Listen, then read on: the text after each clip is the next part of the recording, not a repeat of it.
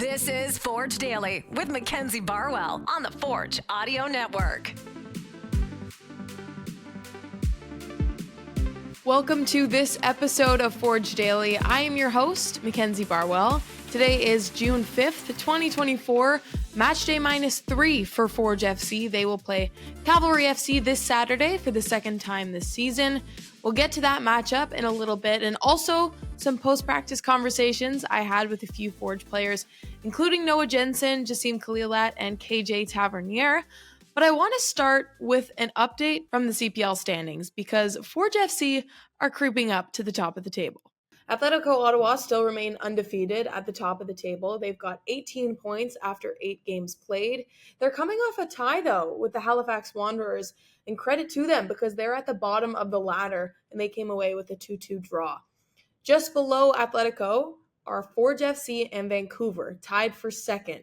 Vancouver coming off a loss against Cavalry FC, who played their first match at home, and Forge, of course, coming off a win against York United. That would bump them up 3 points, passing Pacific and equalizing with Vancouver at 13. So that's all that's affecting Forge FC in the short term. However, their upcoming opponent, Cavalry FC, they sit in 6th. This is an unfamiliar place to be for this team, but they aren't losing, they're tying. Their record currently sits at 1 win, 1 loss, and 6 draws. So I would imagine they'll want to close this one out and find some momentum now that we're almost, or I think we are, a quarter of the way through the season. All right, now let's move on to those post-practice conversations. First, I had a chance to talk to Noah Jensen.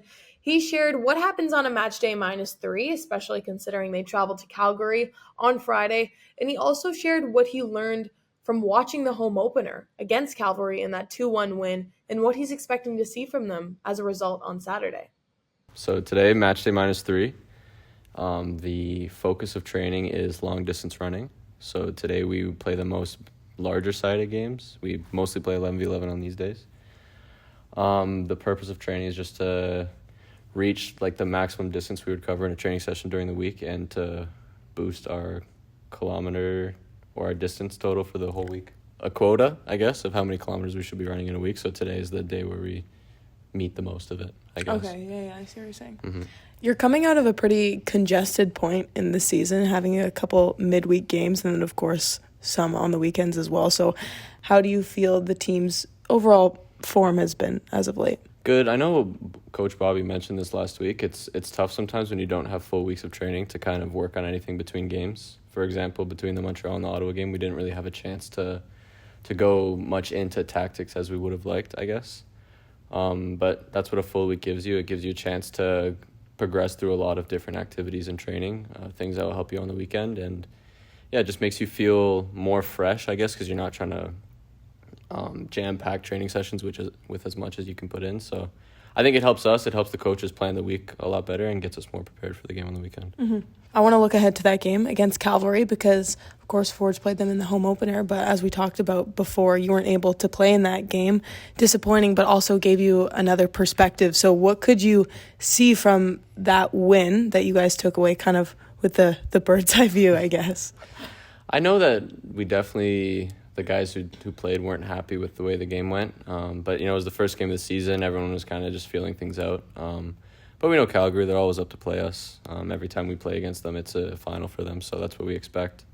We know that they're probably not in a position in the table that they would want to be in, so 3 points matter a lot to them, especially at home. So it's our job to go in there and impose ourselves on the game, play our style of football, and come away with 3 points like we always do. If you've been following this podcast for a little while, you may be starting to catch on to that matchday plus and minus system. I think I finally am. All right, next I had a conversation with goalkeeper Jaseem Koleilat. He's coming off his second appearance and second clean sheet. Here's what he had to say about Forge FC's 3-0 win over York United last weekend. I think it's like what Bobby said, just maintaining tempo of the game, and I think our guys did it well. Obviously being with the guys and knowing the intensity that we can bring, I thought that the first half was we didn't inject as much intensity as I thought we should have, but we still managed the game really, really well, which I'm impressed by. Honestly, the guys did a really good job.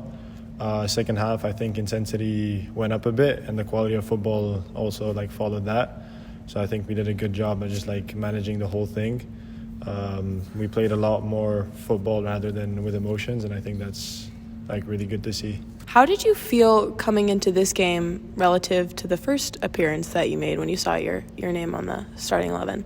It was a different feeling, obviously, playing at home. I feel like you always want to put on a good impression, especially as the first time in front of our fans. So for me, it was kind of just like enjoy it, you know.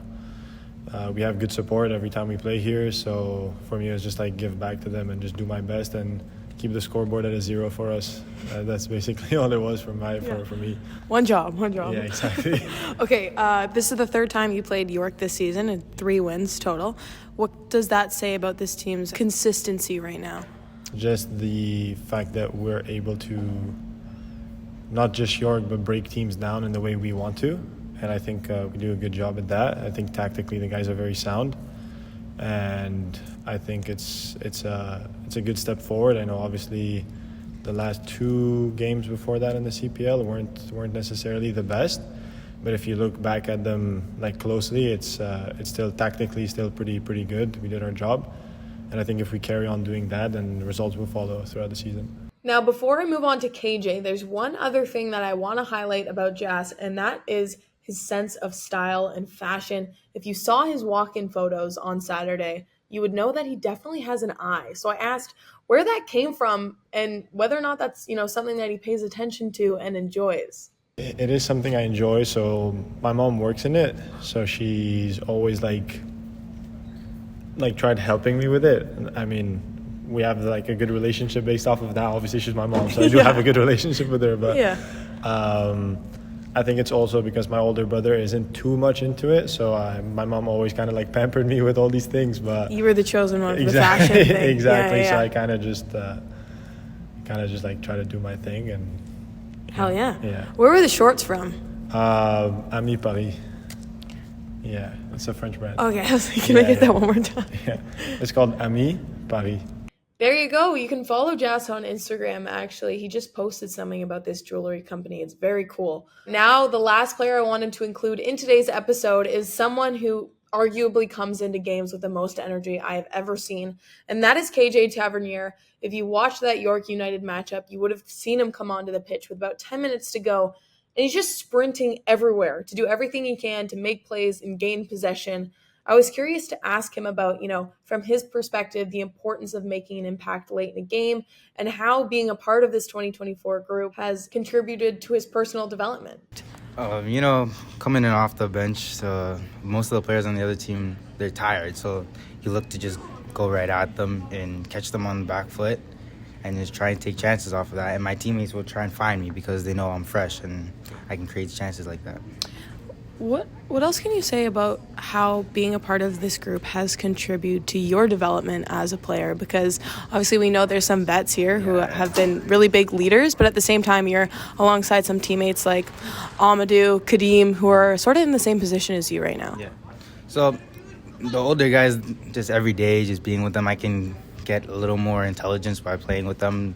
They tell me what to do. Having a guy like Benny that plays in like same sort of position, he teaches me the ways and stuff like that to like attack the players, and then Beck's just keeping my mind straight every day, and having guys like Amadou, younger guys, it just helps me have fun and just be myself when I'm here. Who are some of the guys in the locker room you feel like you're probably the closest with? Because I've gotten obviously Zane. Yeah, that's my guy. But maybe Noah, Seba, we always joke all the time. Malik, Kwesi. Those are my guys. You're going to go down the whole roster right now. Everybody. We're all cool, but, those are just a couple guys off the top of my head. Now, I said Zane because I kid you not, coming down to the field after practice, it appears like these two are attached at the hip. One other thing I want to mention before I wrap up today's episode, and that is the CPL Team of the Week. 3 Forge players were recognized: Tristan Borges, Kwesi Poku, and Daniel Para. Of course, unsurprising given the way that they performed on Saturday, but definitely a nod each of them deserve. Looking ahead, you can expect an episode of Behind the Beard tomorrow, and then a matchday preview with Milty and I on Friday. So thank you so much for tuning in to today's episode. I suggest you do the same tomorrow for Season 2, Episode 5 of Behind the Beard. This has been Forge Daily with Mackenzie Barwell. If you like what you heard, please like, follow, subscribe, comment, and share. my real question is regarding the Hunger Games situation in the locker room, because Liam was showing me the other day you have a whiteboard with different, like, random pairings. Yep. Where is that at now, and who are you with? I'm with Quasi. Okay. And people severely underestimated us. So I can't remember who we were against in the first round, but it was Dom and someone else. So just so everybody knows, this was tournament style. Like, it was laid out like a bracket. Yeah, exactly like a bracket. Like March Madness, but Hunger Games. Forge FC Hunger Games. Yeah. And I think people are severely underestimating Quasi and my ability to survive. Who were you up against first round? Dom and maybe like Mateo. Malcolm. Wasn't it Malcolm? No, I don't think Dom and Malcolm were on the same team. I think it was Mateo. Okay. And they had you beat? They don't know how to make a fire. Like, You do? Quasi and I are out-surviving them. And Quasi's religious, so we have God on our side. And you can't put a number on that. You really can't. So, would we win the whole thing? No, but there's no way we're losing to Dom and Mateo.